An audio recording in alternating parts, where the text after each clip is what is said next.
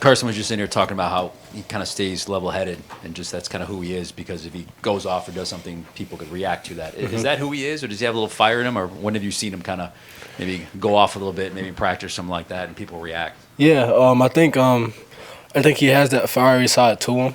I think that's just like the competitor that he is, but he is very level-headed. Because he's right, especially how it is today. Like if you show some type of emotion, people will take it and run with it. And he does a great job as one of the leaders on the team. It's just trying to stay level-headed and keep everybody on the same page. So, that is true. He's very level-headed. Malaki, right up here. Having the game on Friday, freed up to watch Texas A&M on Saturday night. What stood out about Texas maybe that was different than you saw the first time you played them? Yeah, I think when you look at it, their ability to run the ball, that changed, I would say. They looked a lot more physical, still very explosive. When you look at it, they're not the same Texas team that we played before. We're not the same Georgia team, and, they've grown in areas, and so have we, and, we just got to go back to work. Yeah, there's been a lot of talk about the value of conference championship games and what they might mean with, the college football playoff. So to get to this point for you guys, what does it mean to play in this game and potentially almost win this game? Yeah, I think it means a lot, A lot of people question us about how the year is going and what type of team that we have and, our abilities and what we can do. And I think, just being able to get in the game says a lot about who we are. We're willing to take it day by day and, if we take the right steps and when we get there Saturday, we put everything in the bank and we're able to go play our best. Malaki, when you say you're not the same Georgia team, in what ways do you think you're different than the last time y'all played Texas? Yeah, I think when you look at it, we've been battle tested for sure. We've kind of figured out, what our strengths and our weaknesses are. We're just trying to hone in on those and, just get better day by day, take the steps that we need to take to be able to be the best team that we can be.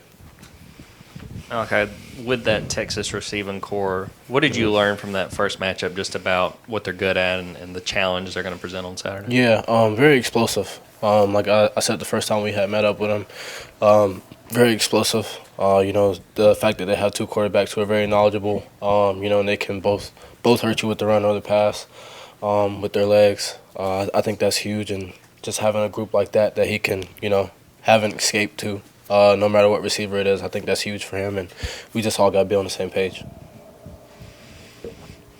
Malaki, on defense, are you as confused about the inconsistency as everybody else is? I mean, you probably watched the Texas tape and that was really good, and then things like UMass, first half Alabama, you pick a different game. Do you have any reason it's been so inconsistent? I think it's just, wanting to start out fast and just be on the same page, play as a unit. I think sometimes when you look at it, guys, we just need to all be on the same page instead of going out there and, not playing as individuals instead of playing as an 11, whole group. And I think that's the biggest thing is, when we're all connected, we're all on the same page, we're doing things really good, and when we're not doing things so good. So I think that's the biggest thing.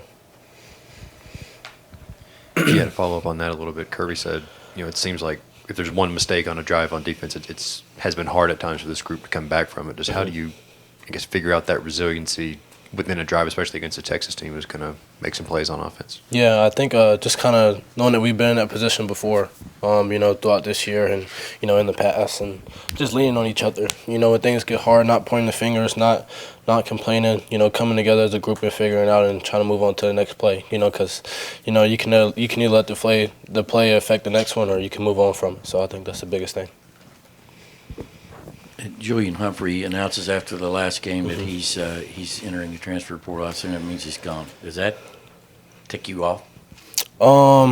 It's crazy timing, I'd say. It's a weird situation, and I don't know what I'm allowed to say and what I can speak on. So I wish him the best of luck, and I'm just ready to go back to work.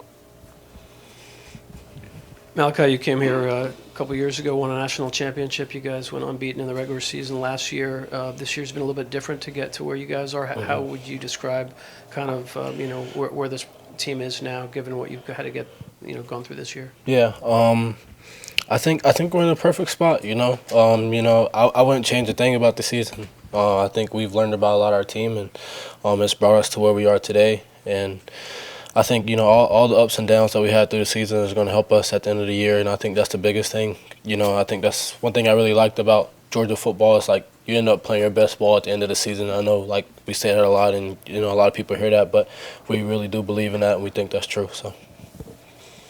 Malachi, for you personally, you've been asked to do a lot of different things this season, and you've got a lot of youthful guys around you. Can you just talk about the challenge that's presented and how that's helped you grow as a player? Yeah, I think just kind of thinking back when I was a freshman, and the guys that are around me and, coming in, they just won a natty, and I was a freshman coming in. And, I was the young guy around a few older people, and they were trying to help me figure out the way, and they were asked to do a bunch of things.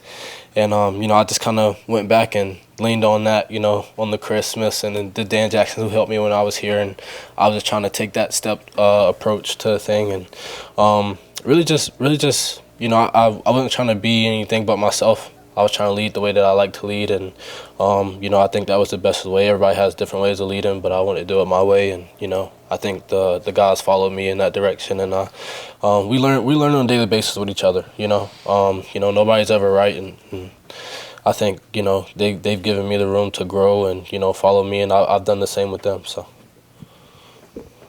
Can you tell us what you've seen from Ellis Robinson and DeMello? Yeah. Man, they compete. They really do. Just two young guys coming in and learning the system. It's hard here. It really is. And just to see how they work and they compete, they really want to learn. You can tell in the meeting room, you see them taking notes. You see them asking questions. Kind of like sponges, they just want to learn information. And I think that's just such a good sign to see when you're so young and you come in and, things probably may not go your way, like you may not get on the field right away. But just to see them kind of, keep going at it, I think that's huge. Malachi, in 3 years you played with Dan Jackson. What's been the biggest impact he's had on you? Yeah, I think Dan's energy is probably the biggest thing. Me and Dan kind of feed off each other. When I'm down, he picks me up, and when he's down, I pick him up. And it's just, he's been in this thing for a while, and just his experience and his leadership as well. I still lean on him, and he leans on me to this day. And I just think it's huge, and that connection that we have, just in that back part of the field. Like I'm able to know what he's going to do, and I don't even got to look at him, that type deal. And I think that's huge, and I think a bunch of guys, just kind of realize what type of player he is and what type of leader he is, and he's easy to follow for sure.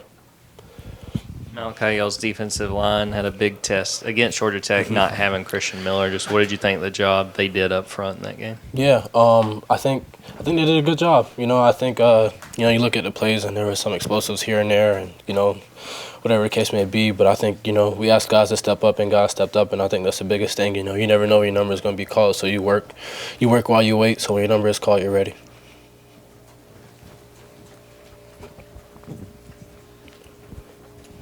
You guys got Roderick Robinson back on the offensive side of the ball this week. We haven't seen a ton of him on the field, but what have you seen from him in practice and his time since he came into the program? What does he bring? Yeah, I think his improvement from his freshman year to now, and I know he hasn't been on the field that much, but just like the fall the camp he was having, man, guy's a freak. I mean, 240 and he's moving. I don't even know what his body fat is, but it's really low. But I mean, he's going to be a great athlete, and I'm excited to see him get back on the field and go out there and compete, because I know he misses it. And it was good seeing him to get out there and get a few plays. Any more questions for Malachi? All right, Malachi, thank you, sir. Thanks. Malachi. Thank you.